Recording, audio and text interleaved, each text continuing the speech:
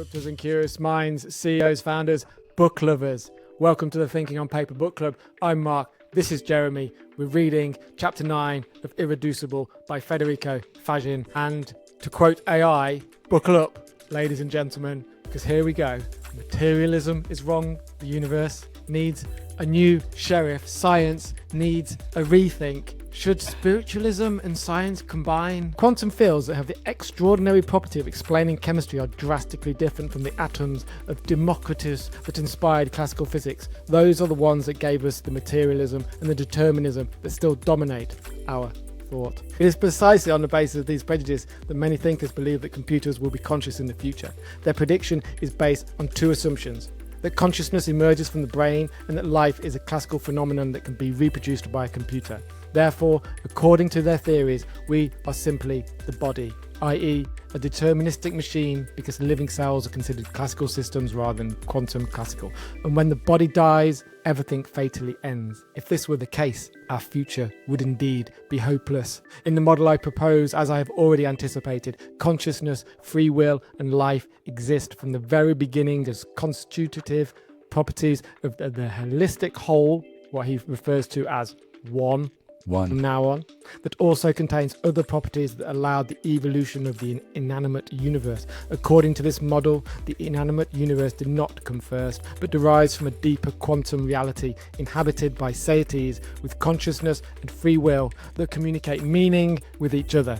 That process has gradually created a symbolic reality that contains live and classical information. This symbolic reality is a physical correlate of the ever-increasing self-knowing of the Seities that has given existence to stars, planets, and living organisms when it is perceived through the quantum classical information system we call the human body. Jeremy, help me. Sir. So I think the first note that I wrote was, silly scientists, you believe everything could be explained. Like that right it off. And this idea, he talks about the back and forth between scientists questioning the absurdity of things that they don't understand and the absurdity of how nature operates. But where he says basically the absurdity is within the fundamental laws that have to be deterministic. We have to explain it. It has to have a reason. Absurdity isn't in nature. The absurdity is in our prejudice. 100%. Well said. Well said. Well, I didn't say that. Federico Faggin said that. Well read from the book. Well read from the book. So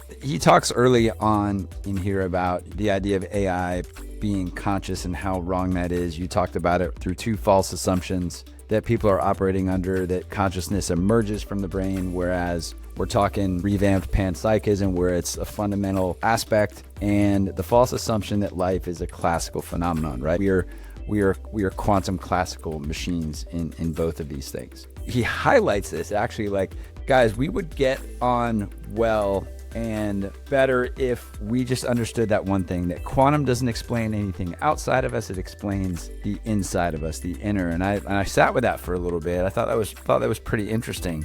Well, but as we get into later, the outer is actually a result of the inner. It all flips together. So Hilbert space, complex n-dimensional Hilbert space. So you and I talked right before we started recording, and this idea that, so if a vaster reality is what he says, if a vaster reality than what is measurable in space-time didn't exist, we couldn't explain quantum computers. We couldn't explain how quantum computers work. And we've seen quantum computers work. There's got to be this thing that explains the math of everything. And then you and I both landed on that same analogy, like, okay, dark matter is this thing that makes the math equations work, where we can't really still explain what it is. So maybe Hilbert space is a similar situation. Yeah, we just note for the listener that Federico doesn't mention dark matter. Hilbert space, I've always, every time I've read the word Hilbert space in anything we've done quantum, I've just kind of ignored it and accepted it as being there. Like entropy? Like when entropy kept coming up? I can get around entropy, but Hilbert space. But this little paragraph here, I've written in the margins, where do quantum computers calculate? ? According to the current conception of quantum physics, the physical universe is the result of the collapse of the wave function that describes the universe in a complex n-dimensional Hilbert space, where n can be infinite. Until now, Hilbert space has been considered an abstract space, a mathematical idealization devoid of any physical reality.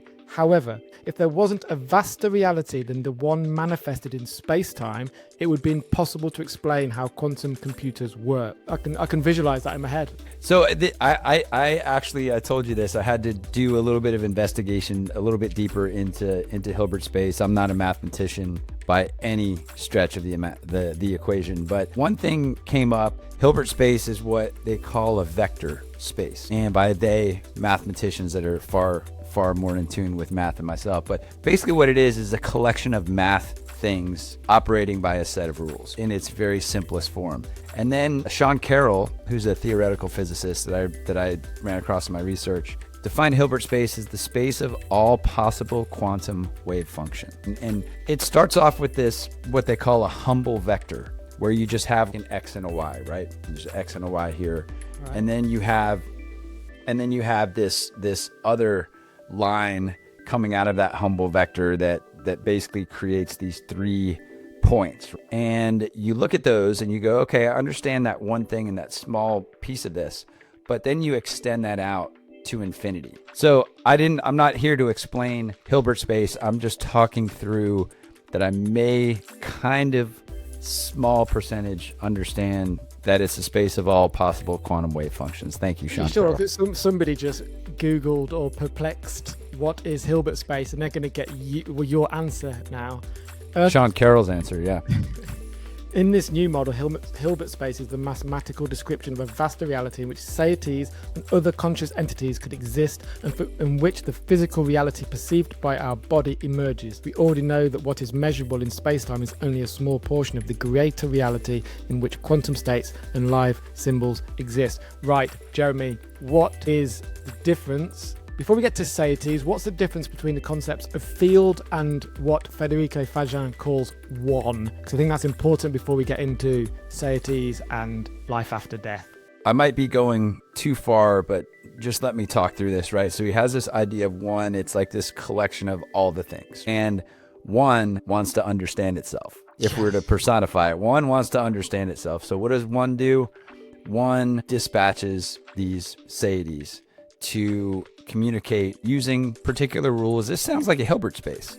Participate in this space. It has rules. Sounds like Hilbert space, right? So these Seities are communicating semantic, symbolic, the whole thing. But in order to do that, they again distribute consciousness units, or CUs. And the CUs are what help the Seities know themselves, which helps the one know itself. And this sounds like, guys, you're probably listening to this going, what the ever-loving... It's like a Seitie and a CU, a conscious unit, not the same thing. I think Seities are collections of CUs. That's what I think. Okay. Kind of like the brain's a collection of neurons, in a way, maybe. However, before proceeding any further, I must point out another fundamental difference between the concepts of field and one. In the universe described by physics, there can be no purpose and no meaning since its fields are inanimate. On the other hand, if we assume that consciousness and free will always existed as properties of one, they must also be present in the quantum fields that emerged from it. If we say that the field is also conscious and has free will, then the field is another name for one. There must also be a reason that justifies the presumed existence of Seities, and the most sensible one I can imagine is that one desires to know itself, which is what you said. This is such a blurred line between science and spirituality. Why do you say spirituality, not religion? To me, religion has a narrative, a particular narrative, a particular set of rules, a particular Hilbert space, right? I think spirituality is thinking bigger than yourself. I think is knowing that there is something beyond you that you're connected to in some way or some form. Not, hey, this is the way that everything's connected. That's religion. I think spirituality is a knowing and a willingness to understand, try to understand, without someone forcing you into a deterministic narrative. I think it's hard to read this chapter without thinking of spiritualism, without thinking of religion, without thinking of God, without thinking of the one being everything, and the one wants to understand itself. The universe wants to understand itself, and it uses Seities, i.e. conscious units, us, everything, to get there on this continuous, never-ending, infinite search for knowing. It's like, forget turtles and forget qubits. It's knowing all the way down. It's like this Descartes to infinity. Well, the knowing and this communication between the Seities is what he says is knowing, and it's a constant knowing, a constant evolution of knowing. That is a correlate to the physical world that we see. So the knowing from the Seities is what projects what we see in the physical world. This is getting, I know, guys, don't hold on, message to the listener, hang with us. We're not telling you this is what it is. We're talking through what Federico Faggin believes what it is. So yeah, this is heavy shit, dude. He's trying to bring together, connect the dots between spiritualism and science. And so the creative principle is this: the one being everything, search for knowing. He calls the creative principle. Saying that reality contains consciousness and free will from the beginning implies the existence of a creative principle that gives purpose, meaning, and direction to the universe. I think this principle could be the following: one wants to know itself, to fulfill itself, and thus to enjoy and love its own existence. All creation exists for the pure joy of God. The work of creation was a work of joy, the purpose of which was to instill more joy into existence. For some reason, I've written in the margin here, aliens. And so consciousness, our consciousness, we are Seities, we have the meaning of us is to know more, and we help the one to know itself. And obviously we've spoken in the past about these layers of consciousness. My consciousness is not the same as a donkey's consciousness. A donkey's consciousness is not the same as a lion or a flea.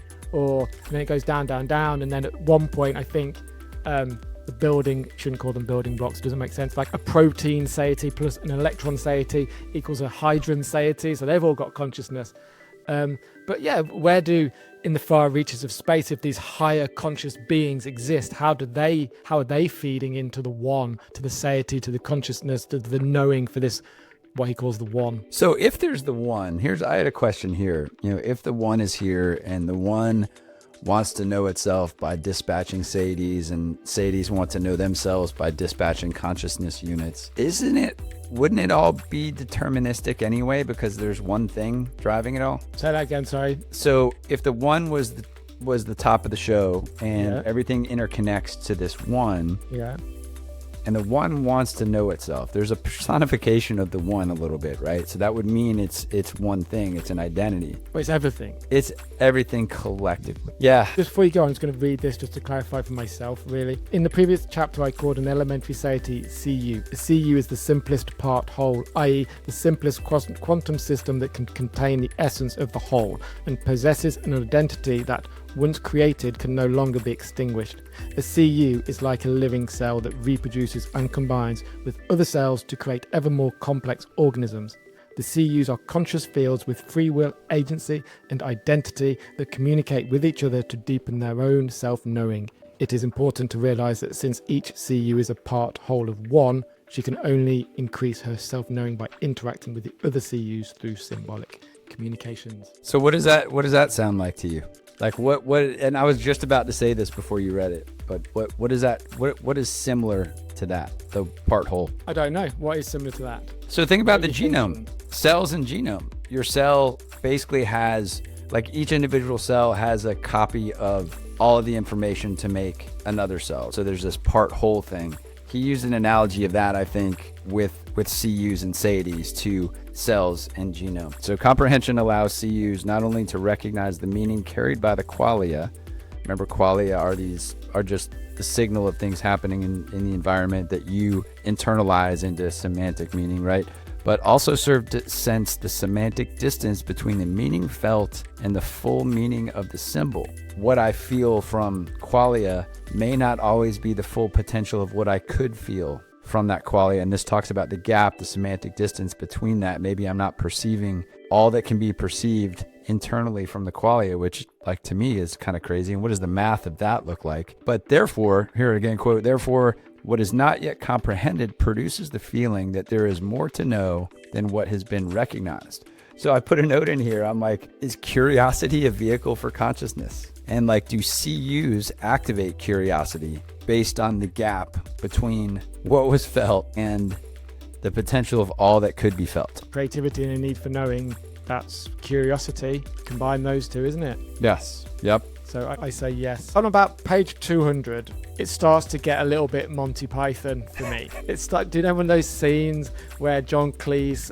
and Michael Palin are just talking nonsense in a circle around and around and around and around, and it just starts to feel a little bit like that. This knowing loop that he comes to. I wrote this in the margin. Satiety equals soul. What's your take on that? If your soul is the accumulation of your consciousness, then that works. Here's the sentence that caused me to write that. A living organism is both quantum and classical and can host the consciousness and free will of a quantum Seitie, because the Seitie can communicate directly with the body using live information. But guess what? It doesn't. This is where it gets funky. I mean, it's been funky for the whole chapter here, but not because we don't believe you, Federico Faggin. It's just very new information, and we're trying to get our heads around it. So you said we don't believe Federico, or we don't agree with Federico. I didn't say that. It's not that you don't. I'm disagreeing here. Okay. And I want to know what you think about this. I want to know what our listeners think about this. Quote, a robot automatically repeats what its human programmer makes it say because it has no life and no consciousness, even though it moves and appears to be alive. We instead are alive, even when our body is dead. We exist in a greater reality which also contains what we call physical reality.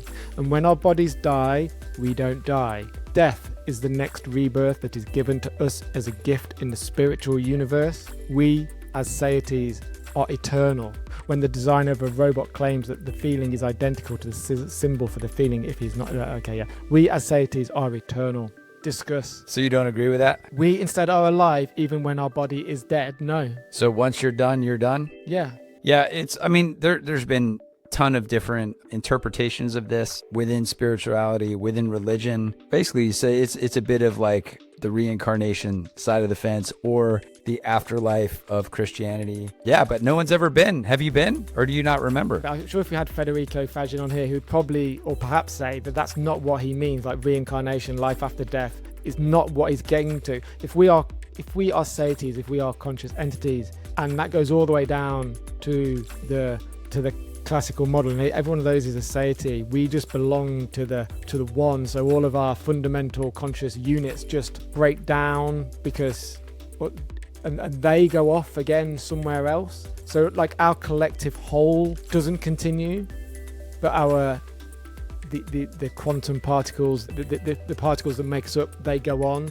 So that maybe we're just, isn't it? The energy goes somewhere else. Maybe our bodies are just borrowing pieces of the one. You know, we're organized. If you think about it, like science has proven that things that we see are just organizations of collections of things moving at a certain speed for a particular time frame. And that's what we are. We're collections of things moving at a particular speed that's going to be organized for a specific time period, unknown to us, maybe known to something else.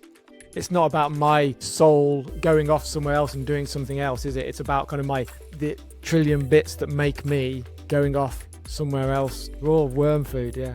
Oh my gosh, dude. Yeah, guys, this is real-time processing of very complex and counter narratives to how things are explained. Remember we talked at the beginning, science tries to understand everything. If we understood everything, free will wouldn't exist. We'd be in a deterministic situation, which largely most of us believe that we do have free will. Let's try and land this plane here, man. Here, how about this? So, theories of reality. A theory of reality is only a mathematical model of the measurable events occurring in space-time. Going back to Kevin Kelly episode and going back to your desire to have AI be conscious, thinking that AI is truly intelligent when it can only imitate human behavior, devoid of meaning, is a grave misunderstanding to what occurs when a theory of reality is confused with reality.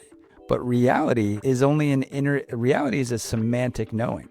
Like my reality is different than your reality. Yeah. And then me explaining my reality to you turns it from semantic to symbolic. And maybe I don't grasp, like they said, maybe there's a semantic divide. What did he call it? Semantic distance between my interpretation of qualia and the full potential interpretation of qualia. Wow, dude, this is a lot. I think that he is bringing together spirituality and science to create this new understanding of consciousness, the universe. I really want our listeners to comment on his, we instead are alive even when our body is dead. I'd really like, if anyone's read this book, if you're reading it, drop your comments on how you think about that. And I'm going to leave you with this. Life is growth. If we stop growing technically and spiritually, we are theoretically dead. So regardless of whether your consciousness is fundamental to the universe, regardless of whether when you pop your clogs, your consciousness will disintegrate down into an infinite number of pieces and go off into the one as individual conscious units and seities, who knows, you are conscious. Growth is everything. No growth equals death. Stasis is death. Now get out there, wield your consciousness, do something with your consciousness, whatever that is. Grow, love, care, ask, be curious, be creative. Jeremy, what are you going to do with your consciousness? First, I'm going to give shouts to Carol Dweck and the growth mindset. Connecting dots. Yeah. Growth is where it's at. Push the boundaries, just like we're pushing the boundaries. Man, you saw us for the last 39 minutes fumble through what we try to figure out here, and put yourself in situations where you're fumbling through stuff. Make your brain work, make your consciousness work, and try to generate understanding and meaning. It'll help the cause. It'll help everything. Thanks for listening, guys. Thinking on paper.xyz. Got a ton of great episodes coming up. We're nearing the end of this book. If you have a book recommendation, pop it in the comments. We will consider it for the next one. Mark, closing thoughts? Be disruptive. Stay curious. Keep thinking on paper. Keep reading books.